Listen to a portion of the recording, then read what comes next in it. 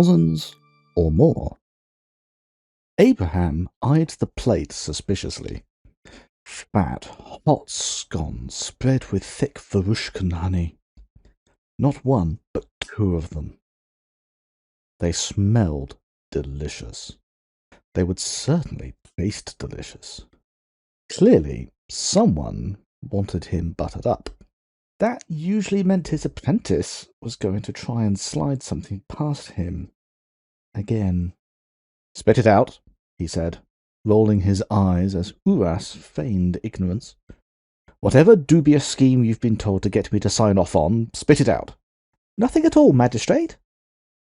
Uras had the good grace to look a little guilty as he continued. "But I did wonder if you had time to review the recommendations for the Imperial Senate regarding the territory of Ossium." "Ha! So that's what this is about. Since you ask, yes, I've read it, and no, I still don't like it. What is this awful idea of making recommendations? It's not our job to be recommending anything." "I believe that the clerks in the Speaker's office thought the Senate might find it useful. Obviously, it doesn't have any legal force. It's merely an option the Senate could take to facilitate dealing with Ossium quickly." Abraham's eyes narrowed, and he glanced towards the papers on his desk. "Legislate in haste, repent in leisure," he intoned, voice full of the promise of doom. "They'll probably ignore it anyway," Uras protested. "The Senate could just as easily use one motion to make them all Senate appointments." Abraham snorted in derision. "It'll be interesting to see what happens if they do. 6 powerful positions, and every single one requiring the unanimous approval of all 5 Varushkan senators. That doesn't sound like a recipe for smooth government to me. An absence for any reason, a death, or just the slightest disagreement, and they'll be forced to bring it back to the Senate floor."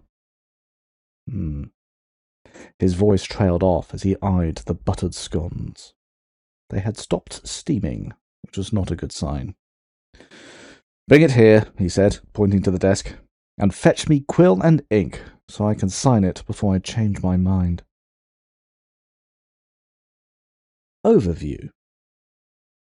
The Civil Service have completed a survey of the wealth of Ossium, looking at the riches of the territory, assessing its potential, and cataloguing what spoils of war there are to be had. As expected, they have confirmed that the forests are rich in dragonbone, ambergelt, beggar's lie, and iridescent gloaming. But outside of the crawling depths, it seems Ossium is very poor in valuable minerals. They have not found any additional valuable resources that could be granted to Imperial citizens, but they have identified several larger structures that could serve as the basis for a sinecure, ministry, or similar. They have catalogued the potential these structures offer and any options available for dealing with them. In almost all cases, the structures would need a suitable Imperial position to be created to oversee and operate the structure, so the Civil Service have included advice on the best way for the Imperial Senate to discharge this responsibility. Wealth of the Earth. All forest personal resources in Ossium produce 2 additional measures. Any commission intended to increase production of metals in Ossium would be twice the normal cost. The rich groves and stretches of woodland in Ossium are unusually fertile and suitable for exploitation. As a result, any Varushkan who owns a forest in Ossium can expect it to produce 2 extra measures of the appropriate material every season. This benefit reflects the natural bounty of the area, coupled with a long history of underuse, and should endure for many years to come. The news is not so good when it comes to the potential mineral wealth of Ossium. Outside of the crawling depths, it seems Ossium is very poor in valuable metals. Indeed, it seems the Druj have not maintained any mines in the territory apart from the great mithril quarry at Lamar.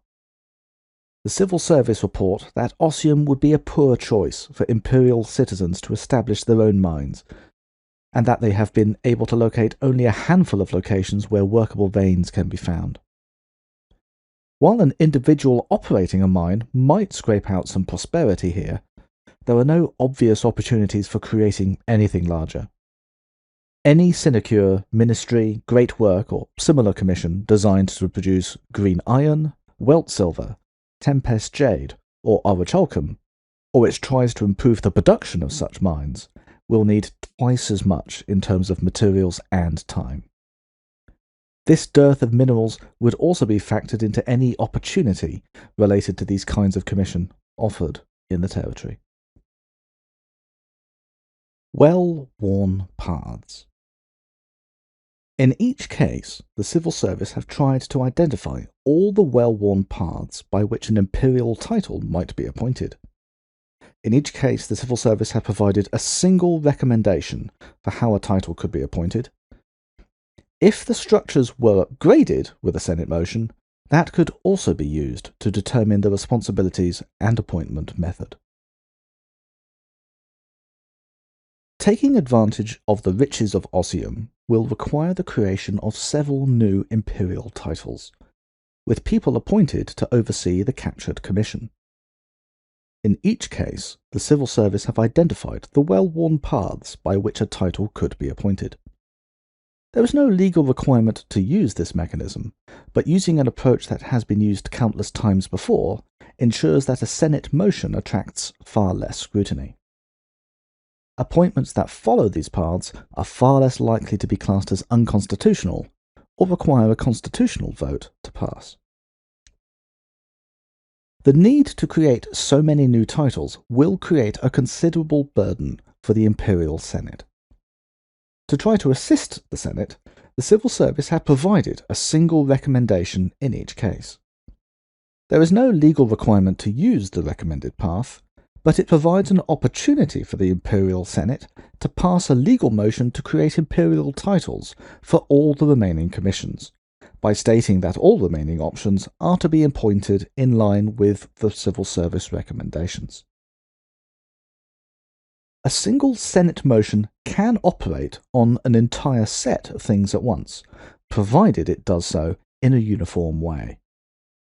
Thus, it is not legitimate to create a list of named commissions in Ossium to be affected, but the Senate can pass a motion to dispose of all remaining commissions in Ossium.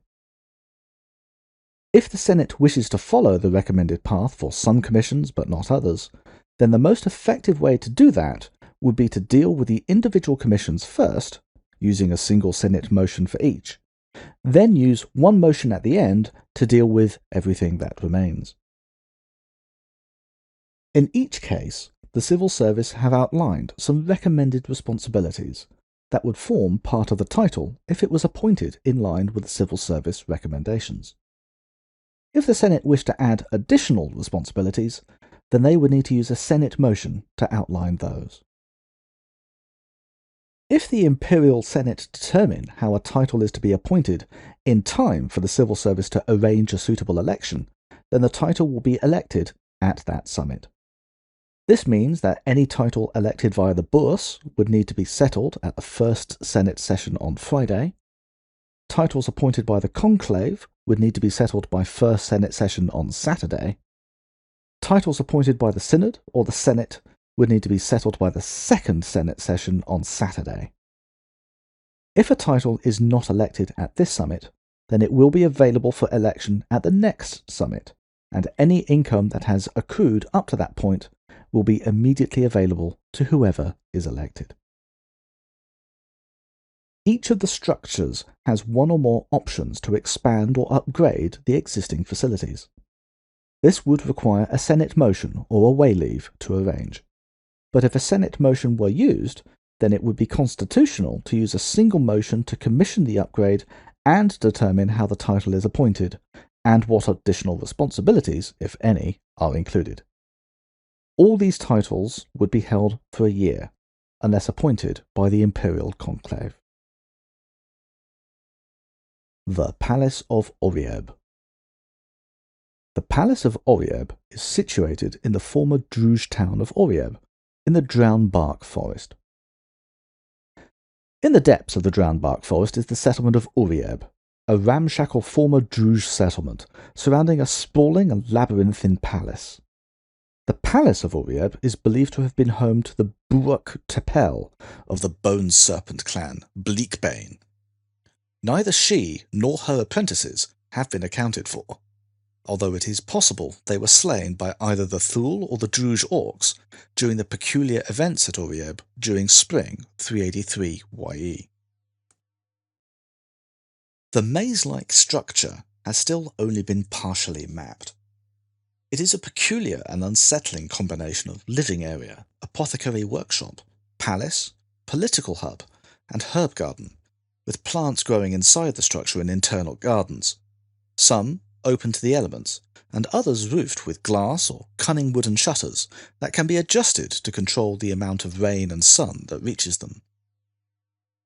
Parts of the palace are flooded with waters from the surrounding marshes, but all the signs indicate that this is by design rather than as a consequence of any architectural failure.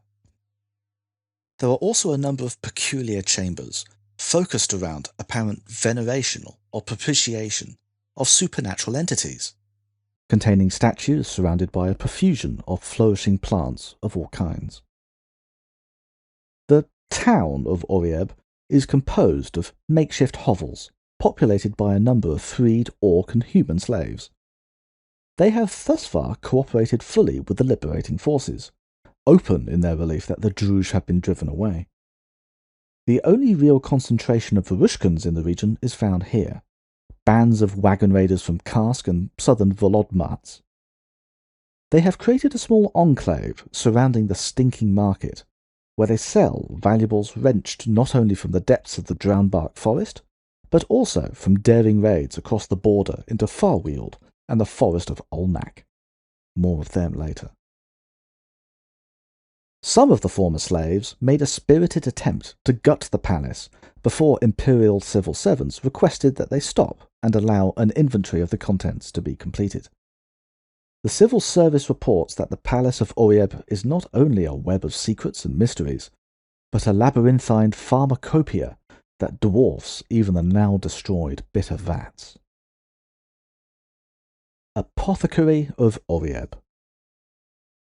The palace of Urieb represents both a sinecure and a ministry, overseen by a single title. The Imperial Senate could choose to make the apothecary an imperial or a national position. The civil service recommendation is to make the title a national bourse appointment by tally of the votes. If the palace is not allocated by the end of the spring equinox 384 YE, this opportunity will be lost. Custodianship of the palace of Urieb could be used by the Senate to create an imperial title. The civil service recommendation is that the title be called the Apothecary of Urieb, that it have responsibility to oversee the palace of Urieb, and be a national bourse appointment by tally of the votes, by vote of Varushkan mine and forest owners. Other well-worn paths are available, however.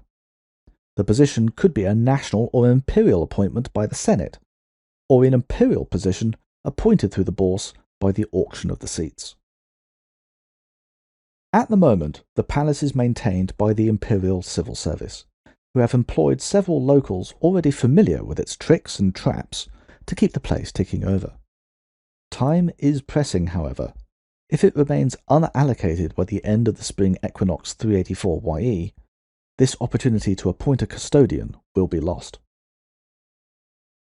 As it currently stands, the palace represents a lucrative sinecure, providing 5 doses each of true vervain, marrowwort, bladeroot, cerulean mazarine, and imperial roseweald, as well as 2 doses of realm's root. It also functions as a ministry. In return for reasonable wages, the local orcs and humans can greatly increase the bounty offered by the palace of Urieb's specialist herb gardens. Secrets of the palace. The Senate could commission and upgrade the palace to improve the facilities. The Senate could commission a team to carry out historical research in the palace. The apothecary facilities woven through the palace are badly damaged by a combination of fighting, druge malice, and the fury of their former slaves. These could be restored with a commission at any time, either from the Senate or a bearer of an imperial wayleave. Construction would require 15 wains of weirwood and 30 crowns of labour costs. The project would take 3 months to complete. The palace would then also provide a ministry that allowed the purchase of potions drawn from the Legacy of Thorns, Double-Sided Blade, and Unshackled Gift potion lists. The potions associated with the Double-Sided Blade were interdicted by declaration of the Imperial Conclave in autumn 382 YE. It is illegal for any Imperial citizen to make, use, or own either preparation, so this option would not be available while the interdiction remains in place. There seems to be more to the Palace of Orieb than just a grand herb garden, but it has not been fully explored. A historical research team could be dispatched by the Senate or by one of the titles with the ability to commission historical research to discover more. The specialist equipment and supplies the team would need would incur a cost of 5 thrones for this action, which would be paid from the Senate treasury. Their report would be delivered to the person commissioning the work, with a copy provided to the Apothecary of Orieb, or whatever the title was called. Following the summit the research was completed, it would be made public knowledge, as normal. The Stinking Market. The Stinking Market is at the heart of several wagon raider encampments in the former druge town of Orieb, in the Dranbark Forest. Orieb in the Dranbark Forest has become something of a centre for wagon raider operations in southern and eastern Ossium. A makeshift commercial centre, called the Stinking Market, has grown up in the shadow of the palace, where wagon raiders buy and sell supplies, and trade valuable materials ripped out of the marshes and forests with the most ambitious traders. The market is not without its problems, however. Wagon raiders are a rowdy lot, and there have been reports of actual armed fracas around the market. The magistrates still have a limited presence in the more isolated parts of the territory, and there is some concern that it is only a matter of time before the rivalry between the groups spills over into the town itself, potentially with destructive consequences. Most of the buildings here are wood, and as much as say, even damp wood burns in a hot fire. Merchant Boyar of the Stinking Market. The Stinking Market represents both a sinecure and a ministry, overseen by a single title. The market could only be a national appointment, since it needs a Varushkan citizen to run it. The civil service recommendation is to appoint the title by tally of the votes. The market represents a lucrative opportunity, but only a Varushkan citizen will be able to command the respect of the wagon raiders. The civil service recommendation is that the title be called the Merchant Boyar of the Stinking Market, that it have responsibility to oversee the Stinking Market and mediate disputes between the factions using it, and be appointed through the bourse by the tally of the votes. Vote of Varushkan mine and forest owners. Alternatively, the position could be a national appointment by the Senate, or, given it involves guiding behaviour, by the Varushkan National Assembly. The Merchant Boyar of the Stinking Market would control an outpost that would offer both a sinecure and a ministry. The market is lucrative.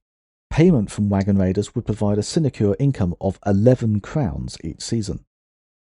The Merchant Boyar could simply take the money and run, or they could instead purchase bargains from the wagon raiders, as through a ministry.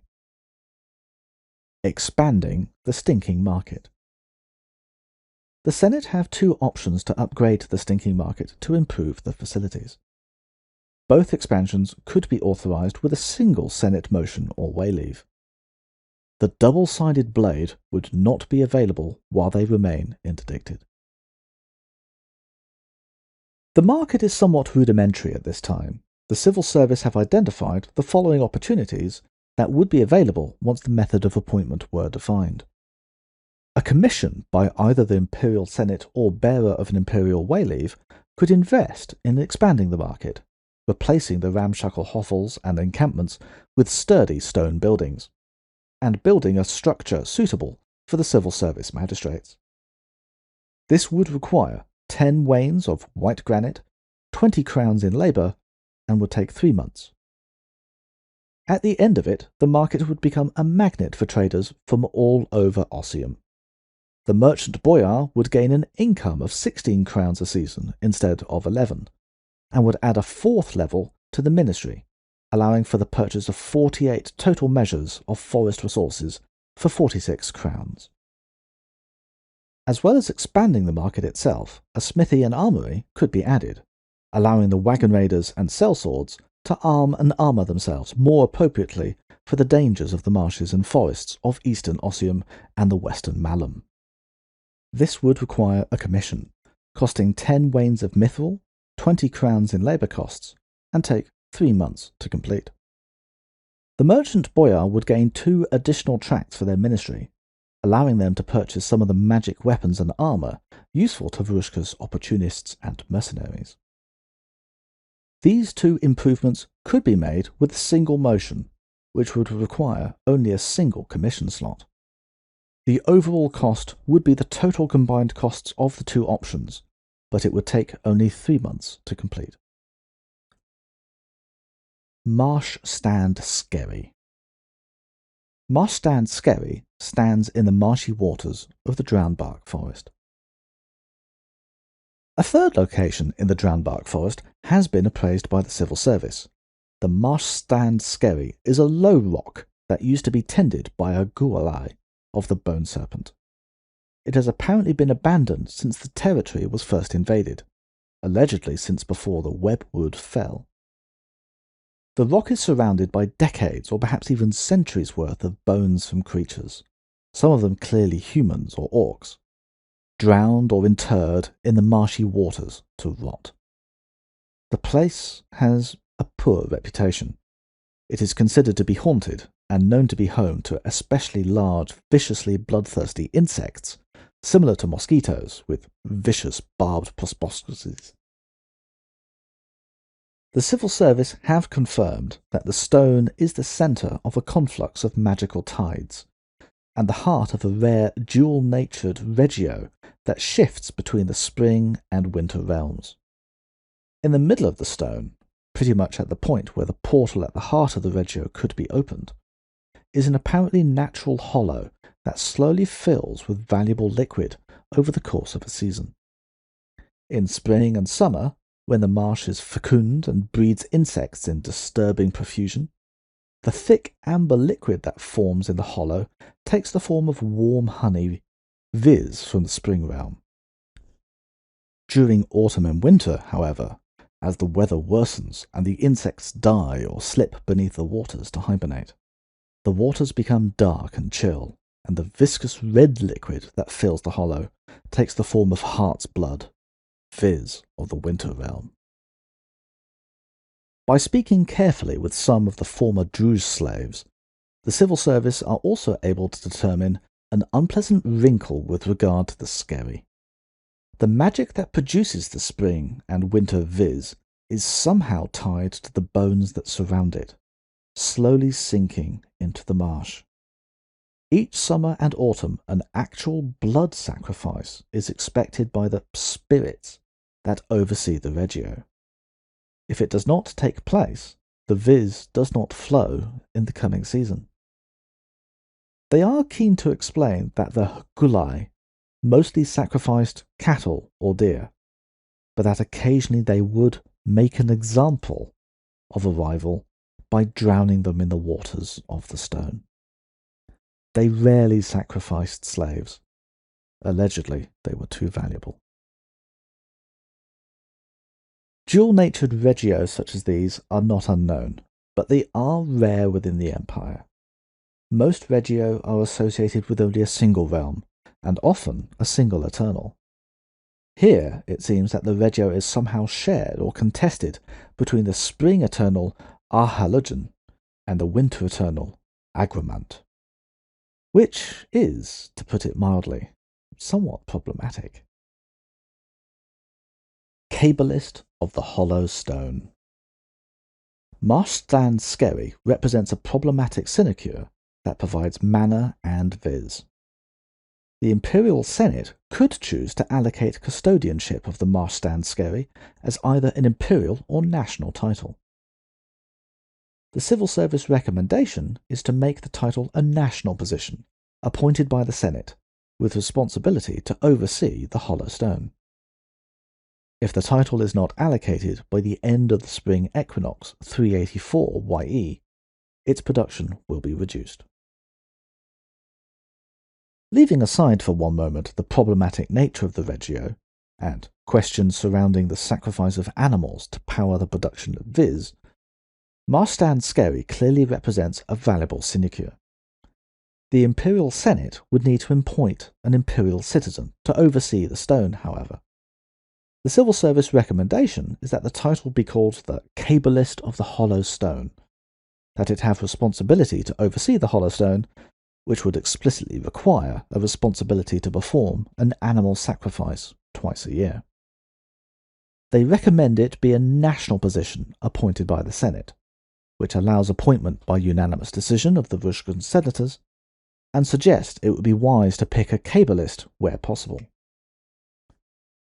As an alternative, given its magical significance, the position could be made an imperial rather than Varushkan title, allowing it to be appointed by declaration of candidacy in the imperial conclave. A more suitably nation-neutral title would be needed in this case.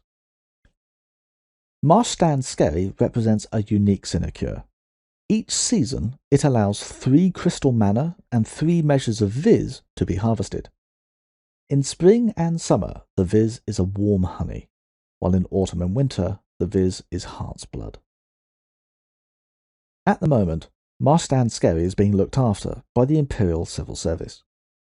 They caution that if the title is not appointed by the end of the spring equinox 384 YE, there will be nobody responsible for performing the sacrifice needed to keep the viz flowing. This is not something they are prepared to undertake themselves, and this means that the viz production would dry up, possibly temporarily, possibly permanently. A problematic situation. Once a citizen has taken responsibility for the Skerry, they may be able to arrange a new patron. Obviously, it is problematic that half the viz coming from Marstrand Skerry is tainted by association with Agromant. The civil service believe that it might be possible to negotiate with a different Winter Eternal, one that is not under enmity, to try and displace the Whispering Wastewalker as one of the Regio's patrons.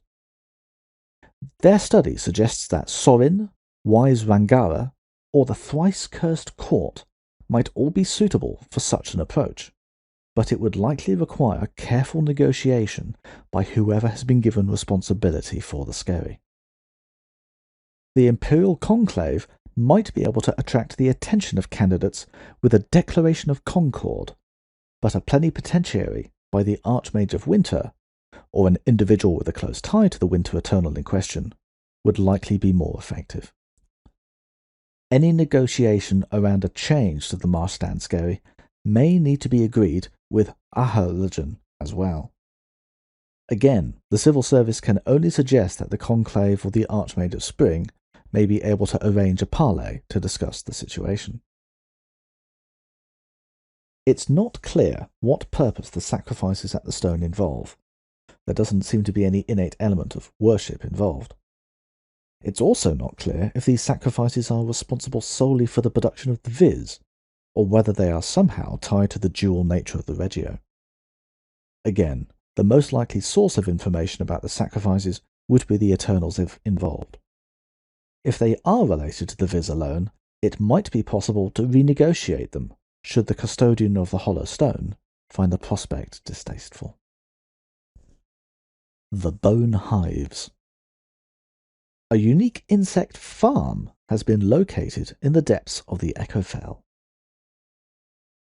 The Echofell is currently known for 2 things: the Tower of the Scorpion and the disturbing number of unpleasant insects and poisonous creatures that live there, many of them almost unnaturally keen to feast on human blood. Much of the forest is still shrouded in mystery, but a civil service exploration team, led by a group of well-paid sellswords, has made an extensive survey of the areas that can be reached without risking Druge counterattacks. They have located something in the woods that is either marvellous or deeply unsettling, depending on your opinion of venomous insects. The Druge of the Amber Scorpion clan, it seems, were farming insects in much the same way a Volodmart's herder might farm sheep. The great buzzing hives stand in the southeastern Echofell and take their name from their peculiar construction. The hives, it seems, are built of bleached weirwood and animal bone, making them stand out like eerie ghosts against the dark trees of the forbidding forest. The secretions from the insects harboured within are harvested and mixed with local plants to create substances unknown in the Empire, which combine narcotic and medicinal effects that work equally well on humans and orcs. Surrounding the hives is a ring of buildings, formerly belonging to Druge apothecaries, and now occupied by their former human and orc servants. Initially suspicious of the civil servants, the presence of the Imperial orcs Bonewall Treshak and Bonewall Koshok in their party helped create an initial rapport. Hungry and isolated, the former servants were able to provide an explanation for the hives and demonstrate how they were used. Most of the orcs were fascinated to hear tales of Skarsind, and have already departed the area to join the Imperial orcs. The remaining humans have shown a great deal of interest in becoming Varushkan, and potentially establishing a veil around the bone hives. The hives themselves, however, they have no interest in maintaining. Keeper of the bone hives. The bone hives represent a unique sinecure. The Imperial Senate could choose to make the keeper an imperial or a national position. The civil service recommendation is to make the title a national bourse appointment by tally of the votes. If the title is not allocated by the end of the spring equinox 384 YE, this opportunity will be lost. Before the bone hives can be exploited, the Imperial Senate would first have to determine how they will be administered. The civil service recommendation is that the title be called the Keeper of the Bone Hives, that it have responsibility to oversee the insect hives, and be a national bourse appointment by tally of the votes. Alternative well-worn paths would include either a Varushkan or Imperial appointment by the Senate, or it could be an Imperial appointment through the bourse by the auction of the seats. The Keeper of the Bone Hives receives production in the form of unique drugs produced from the ichor and venom of the insects housed at the sinecure, mixed with local plants. This takes the form of 3 doses each of 3 unique substances that the locals call Flickerbright, Stormspark, and Fireheart. The 3 substances appear to have narcotic effects, in addition to having useful medicinal properties. The civil service have managed to secure a dose each of the 3 substances, which will be delivered to the Senator for Ossium to examine more closely. Secrets of the Bone Hives. The Senate have 2 options to upgrade the bone hives to improve their production. Both expansions could be authorized with a single Senate motion or wayleave. A Keeper of the Bone Hives could permit new bone hives to be built in Whittle Grove and Lower Tarn Valley. As is typical for the Druge, even when tending a unique resource, the bone hives are pretty rudimentary by Imperial standards. The civil service have identified the following opportunities that would be available once the method of appointment were defined. The Druge structures are ramshackle, but could be reworked by Imperial architects and animal handlers. This would require a commission from the Imperial Senate or a bearer of an Imperial wayleave. It would cost 10 wains of weirwood, 20 crowns, and take 3 months to complete. At the end of that time, the sinecure would permanently produce an additional dose of each substance. The civil service has established cautiously friendly relations with the former Amber Scorpion slaves who are experienced at tending the bone hives. They believed they could be persuaded to offer their expertise in return for a fair wage. The key would be providing them with somewhere safe to live, protected from the dangers of the woods, something the Varushkans have a great deal of experience with in their turn. The cost would be 16 wains of weirwood, 32 crowns, and 3 months of work, but would add a ministry to the bone hives that would allow the keeper to exchange money for additional doses, and access to a fourth, significantly rarer substance the locals call slumber sting. These two improvements could be made with a single motion, which would require only a single commission slot. The overall cost would be the total combined costs of the two options, but it would take only 3 months to complete. Finally, the civil service believed that the bone hives could be duplicated, but only in very specific circumstances. The insects require a forested environment that also provides access to marshy conditions, so new bone hives could be established in Whittle Grove, in Kalavisa, in Lower Tarn Valley, in Tharunin, or in either Utterland or Misericord in Holberg. Creating a new bone hive in one of these locations would require a separate commission. It would cost 15 wains of weirwood, 30 crowns, and take 3 months. It would also require the explicit approval of the keeper of the bone hives. A new bone hive would produce 3 doses of each substance. It would not be possible to increase that production or add a ministry without a new opportunity. The Field of Glory. The ironically named Field of Glory in Galath Fields produces an inordinate amount of marrowwort. This ironic name is given to the site of one of the first significant engagements between the Imperial forces and the Druj. Some 20,000 human and orc farmers and fishers, who had fled the invading force, were corralled by the Druj, given makeshift weapons, and driven to engage Imperial forces. The result was a bloodbath, with barely a handful of Imperials injured or slain, and thousands of farmers or fisherfolk wounded and killed. The battlefield has since been discovered to be rich in marrowwort, although some reports suggest the area is now haunted by the ghosts of terrified and angry orcs and humans, caught between the malice of the Druj and the zeal of the Imperial armies. Grief Tender of the Forgotten. The Field of Glory represents a sinecure that provides 18 doses of marrowwort each season. The Imperial Senate could choose to make the Grief Tender an imperial or a national position. The civil service recommendation is to make the title a national position, appointed by the Varushkan National Assembly. The Field of Glory is ironically named a haunted battlefield where thousands of farmers and fisherfolk were slain by Dornish and Varushkan forces.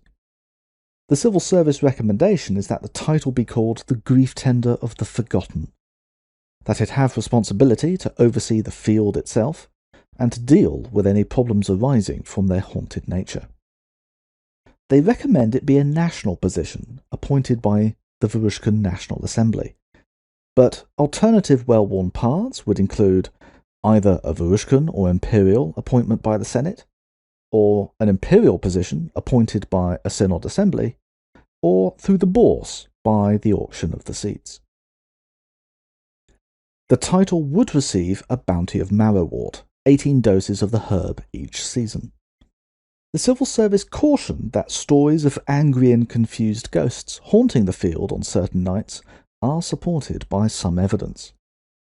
The Varushkans have experience dealing with dark powers, and they do not believe the ghosts pose a major threat at this time, but dealing with them, should they become problematic, would certainly be a responsibility of the sinecure holder.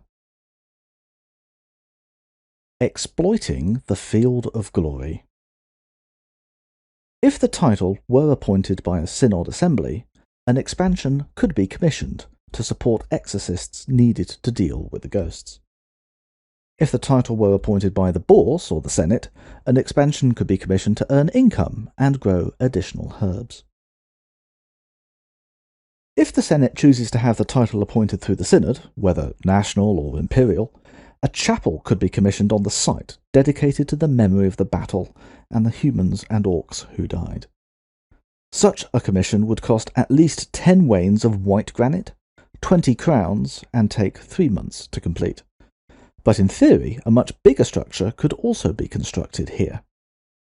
The chapel would go some way toward quieting the angry dead, providing a small cadre of exorcists with a base of operation from which to tend to the dead. The chapel would also become a place of pilgrimage, providing 5 liao and 10 votes in the Imperial Synod to the grief tender, or more if a larger structure were commissioned.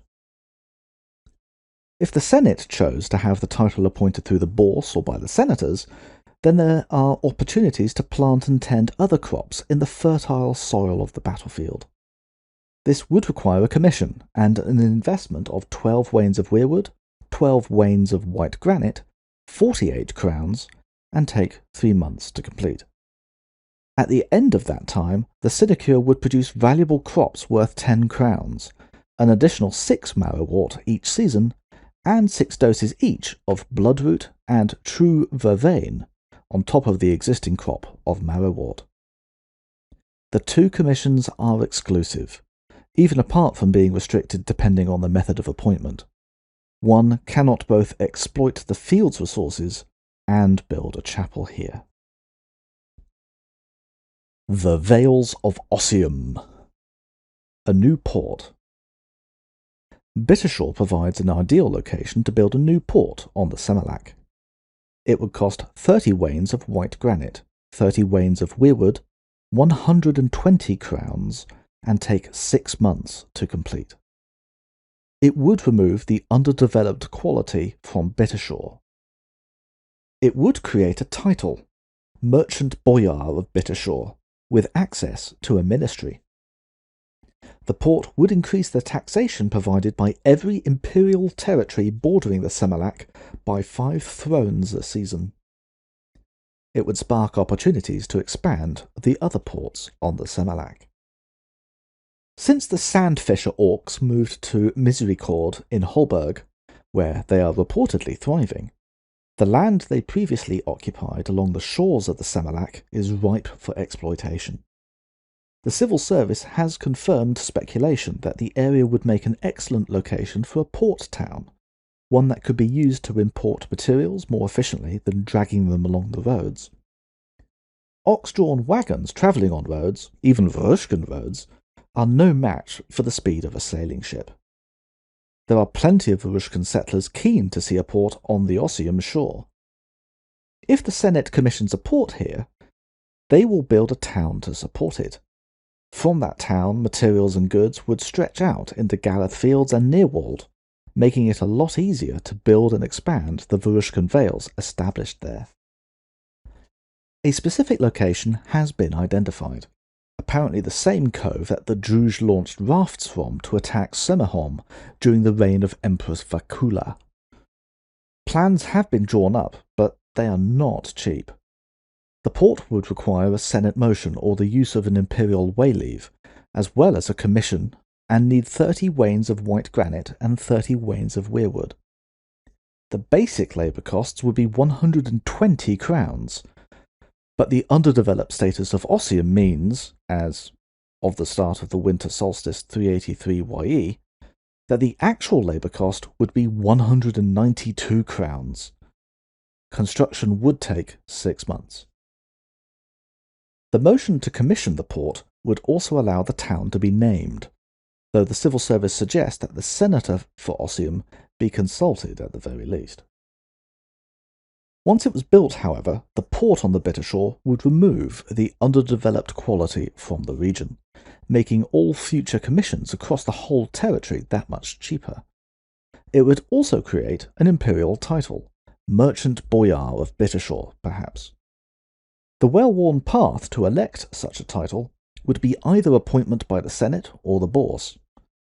The position would serve for a year, receive access to a ministry allowing the purchase of measures, herbs and mana crystals, and have responsibility for ensuring the prosperity of the new port.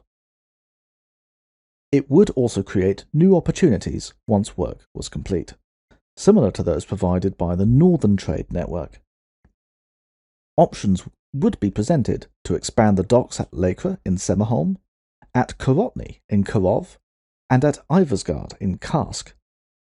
There would even be a possibility to create a similar dock in Misericorde or Utterland, allowing the wealth of Holberg to spread across the Semelach. Indeed, the first option, a port at Misericorde, might be of particular interest to the Sandfisher orcs themselves, already fascinated by the concept of prosperity. The port would also increase the taxation to the imperial treasury by 20 thrones per season, spread between the territories of the Semelach. The Swords of Neerwald. Neerwald provides an ideal location to build a fortified barracks. It would cost 30 wains of mithril, 20 wains of weirwood, 100 crowns, and take 3 months to complete. It would have an upkeep of 5 thrones to the imperial treasury. It would remove the underpopulated quality from Neerwald. While the upkeep was paid, it would provide an additional defending order to Varushkan armies in Ossium. While the upkeep was paid, it would allow Varushkan armies to be raised in Ossium in 9 months. A particularly bloody-minded band of settlers from Livarts in Voldmarts have claimed an extensive section of the forests of Neerwald. Despite some opposition from the hiding orcs, they have established a relatively secure vale here named Karansi, from which they are engaging in extensive logging. The timber from the Neerwald is being sold to other settlers, and has proved extremely popular for helping to establish vales across Bittershaw and the Galath fields. The boyar Irina Karansi and her allies are making hand over fist, not only from the trees themselves, as Neerwald is particularly rich in precious ambergelt that has a particularly vibrant crimson coloration that is already being touted as blood amber. After extensive discussion with Irina Karansi, the civil service have come up with a proposal that will help secure the Neerwald vales and encourage more settlers to take advantage of the opportunities presented by the rich woodlands. The boyar of Karansi has a sizable force of sklakta at her disposal, but the dearth of mineral wealth in Ossium makes it difficult for the newly established vales to equip their soldiers, and limits Irina's ability to keep the woodlands safe from opportunists. This problem could be addressed by building a barracks and armory at Karansi, a unique commission by the Imperial Senate. It would cost 30 wains of mithril and 20 wains of weirwood, and take 3 months to complete, and have a basic labour cost of 100 crowns, increased as normal by the underdeveloped quality. It would also have an upkeep of 5 thrones each season to the Imperial Senate. Once complete, it would remove the underpopulated quality from Neerwald.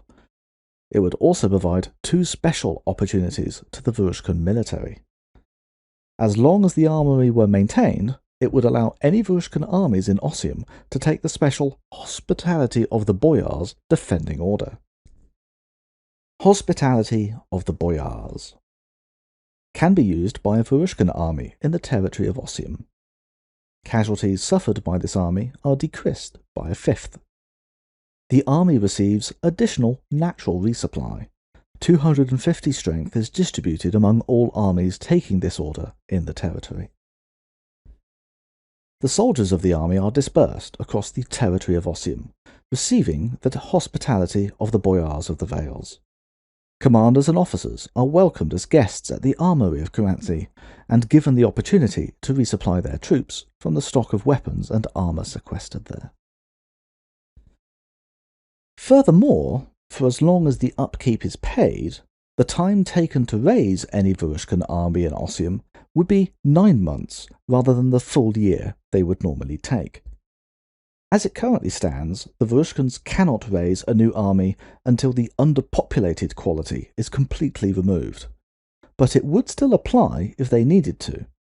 Paragons for Fend replace a destroyed army. Obviously, at the moment it is quite expensive to undertake any commission in Ossium, but again, once the challenges of the underdeveloped territory are overcome, this could prove a useful advantage to Varushka. Obviously, the latter two advantages apply only as long as the upkeep is paid by the Treasury. If the Senate used a motion to stop paying the costs, the benefits would be lost and could not be reinstated merely by beginning to pay the upkeep again. Regardless, though, Nearwald would continue to be an appealing place to establish Vales and would remain free of the underpopulated quality. Roads of Iron. Varushka has undertaken an ambitious project, building the Iron Roads. Ossium could be included in this project. Including Ossium adds 70 wains of white granite, at least 140 crowns, and increases the time to complete the project by 6 months. Expanding the project to Ossium does not require an additional commission. Forests in Ossium would receive a share of 70 random measures each season. The production of the Crawling Depths would be improved by 2 wains of mithril each season. A negative quality would be removed from one of the regions of Ossium depending on the situation when the roads were completed. During the autumn equinox of 382 YE, the civil service presented a proposal for the Iron Roads, a network of Varushkan highways to link together the prominent vales, mines and forests of the entire nation.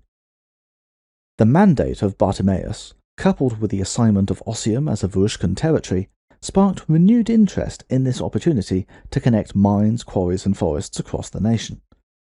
In autumn 383 YE, the Senate approved the project, and the first white granite stones were laid.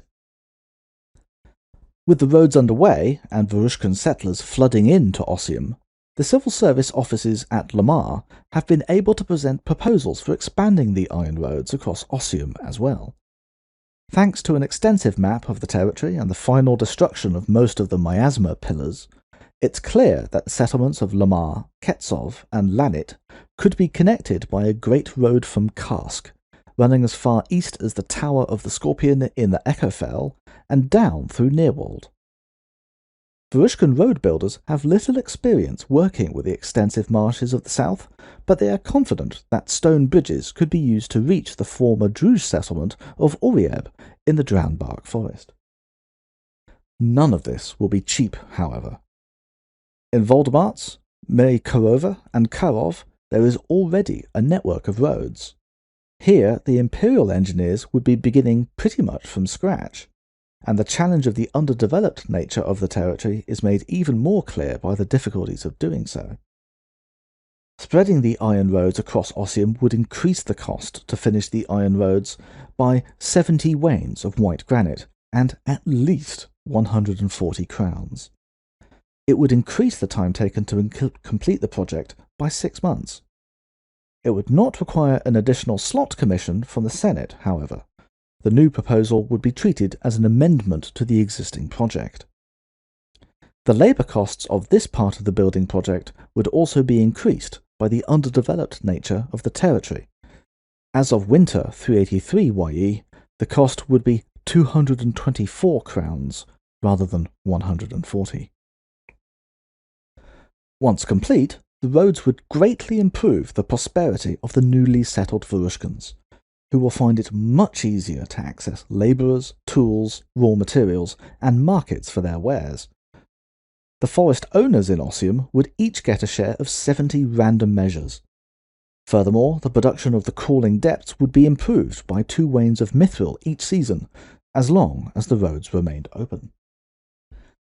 In addition, the roads would dramatically improve the infrastructure in the territory, should any region still have the underdeveloped quality when they were completed. It would remove the quality from one region in the order Galath Fields, Nearwald, then Bittershore. If all 3 regions had already lost the underdeveloped quality, it would instead remove the underpopulated penalty from a single region, either Nearwald, Echofell, or Drownbark Forest, in that order. Prior opportunities. In addition to the existing structures and the chance to develop Nearworld, there are other opportunities that have been presented previously, but have had to be reassessed in light of Ossium's underdeveloped status. As a result, the financial costs are considerably higher than first calculated. The Crawling Depths is a mithril bourse resource that produces 14 wains of mithril a season. The Empire can use a Senate motion to commission the mines to be upgraded. This would cost 300 thrones and take 2 seasons. Once upgraded, output would increase to 28 wains of mithril a season. The civil service warn that their initial assessment did not take into account the problems caused by the lack of infrastructure in Ossium. During the spring equinox 383 YE, civil service assessed the Crawling Depths in Lamar. They estimated that it would cost 300 thrones and take 2 seasons to complete the work of bringing the mine up to its full potential. Unfortunately, they made this assessment without allowing for the paltry state of Ossium's infrastructure. While the estimate is still technically correct, the underdeveloped nature of the territory means that the actual outlay in money and labour costs, as of the start of the winter solstice 383 YE, would be 480 thrones. It would still take 6 months to complete, but this is a significantly higher cost than had been initially assessed. Obviously, as the challenges of Ossium are addressed, as the territory becomes more developed, the costs to import materials and money will eventually be reduced to those standard for the rest of the Empire. Reassessing Ketsov. Opportunities in Ketsov remain, but are much less appealing. The people of Ketsov were the most eager to embrace the Varushkan egregore. During the spring equinox 383 YE, they presented several opportunities, one of which, the Ketsov Trade Exchange, was constructed by use of an imperial wayleave. The town is now prospering, although many of the citizens remain concerned the Druj will surely attempt to return one day. With that in mind, they proposed that a fortification be built around the town, and a barracks built to further improve their security. Neither opportunity is particularly appealing now, and both were assessed before the full impact of Ossium's lack of development were understood. The opportunity to build the White Walls still remains. Unfortunately, the assessment of cost was made before the true scope of the situation in Ossium was clear. Given the underdeveloped nature of the territory, the actual cost in labour as of the winter solstice 383 YE would be 480 crowns.